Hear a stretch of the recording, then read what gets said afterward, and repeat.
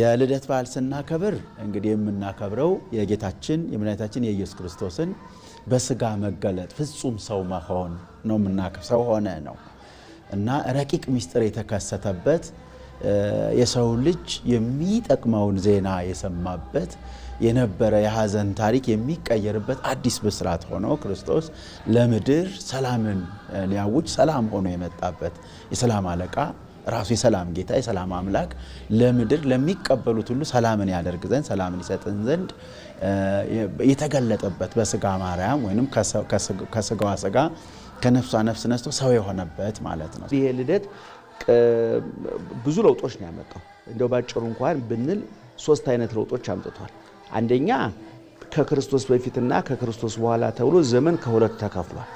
ይሄ ዝምሩ የዘመን መከፈል ብቻ ሳይሆን ያኛው ዘመንና ይሄኛው ዘመን የብርሃንና የጨለማ ያህል የነጭና የጥቁር ያህል ልዩነት አለው። ያኛው ዘመን የመከራ የስቃይ ሰው ከመድኃኒቱ ከእግዚአብሔር ተለይቶ በበሽታ የማቀቀበት ከዘላለም ሕይወት ከእግዚአብሔር ተለይቶ በሞት የማቀቀበት ከዘላለም ፎይታና እርካታ ከእግዚአብሔር ተለይቶ በተስፋ መቁረጥና በጭንቀት የማቀቀበት ዘመን ነው። እንግዲህ አሁን የክርስቶስ ልደት ስንል የዛኛውን ዘመንና የዘኛውን ዘመን ያስታረቀ ብቻ ሳይሆን የለወጠ ነው።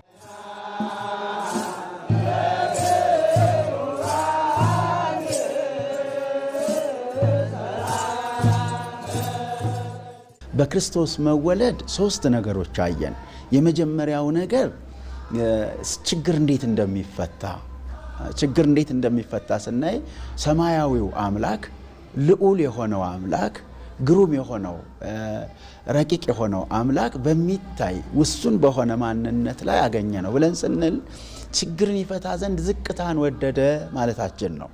ሰው ወደ እግዚአብሔር መሄድ ባልቻለ ጊዜ ሰው ወደ ሰማይ ከፍታ መውጣት ባልቻለ ጊዜ ሰማያዊው አምላክ ከፍ ያለ ልዑሉ አምላክ ወደ ሰው ዝቅታ ወደ ሰው ወዳለበት ወረደ ዝቅ አለ። አንዳንድ ከዚህ ምንድነው የምንማረው ብለን ስንል ችግር ለመፍታት ዝቅ ማለትን የሰውን የነገ ተስፋ ነገ የት ነው የሚሄደው ከሞት በኋላ ምን ይቀጥላል ይህ ዓለም ሲያልፍ ምን ይመጣል ለሚለው ድንግዝግዝ ጥርት ያለ መልስ አልነበረ። ነቢያትም በተስፋ ተናግረዋል። ነገር ግን የክርስቶስ ልደት ይህ ጥያቄ መልሷል።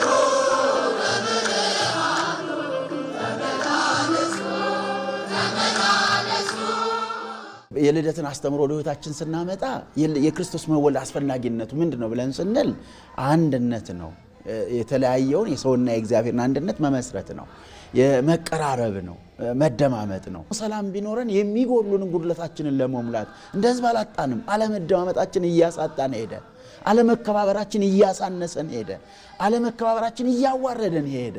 ስለዚህ መደማመጥ ለነገሮቻችን ሁሉ መሰረት ነው ብዬ አስባለሁ። ኢየሱስ ክርስቶስ ከሰማይ የወረደው ከድንግል የተወለደው በአጭር ቁመት በጠባብ ደረት የተወሰነው ቃል ሥጋ ሆነ የተባለው ረቂቆ የገዘፈው ሕያው ሟች ዘላለማዊ ጊዜያዊ ሰማያዊ ምድራዊ የጌቶቹ ጌታ የነገስታቱ ንጉስ እንዳገልጋይ ባሪያ ተላላኪ የሆነው ለመጠመቅ ዮርዳኖስ ለመወለድ ቤተልሔም ለመሰቀል ቀራንዮ የወጣው ይሄ ሁሉ ዋጋ የተከፈለው ወርቅ ቆፍሮ ለማውጣት ከተማ ለመገንባት አይደል።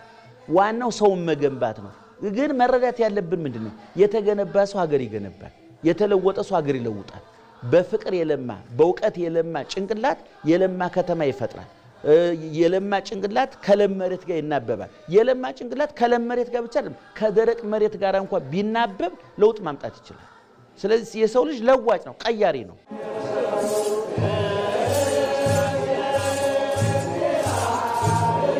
የጌታችን የመድኃኒታችን የኢየሱስ ክርስቶስ ልደት የዓለም ስጦታ የዓለም የኃይል ነው። መንፈሳዊ ኃይል፣ መንፈሳዊ ስጦታ፣ መንፈሳዊ ሕይወት፣ መንፈሳዊ መንገድ፣ መንፈሳዊ ማንነት ዳግም የሚሰራበት ስጦታ ሁለንተናዊ ሕይወት የሆነ ስጦታ ነውና ይህ ታላቅ ቀን በመሆኑ በሕይወታችን ላይ እንኳን ለጌታችን ለመድኃኒታችን ለኢየሱስ ክርስቶስ የልደት በዓል ለብርሃነ ልደቱ በሰላም እንኳን ደረሳችሁ። በክርስቶስ መወለድ የተደሰታችሁ እንኳን ደስ ያላችሁ፣ እንኳን ለዚህ ቀን አደረሳችሁ።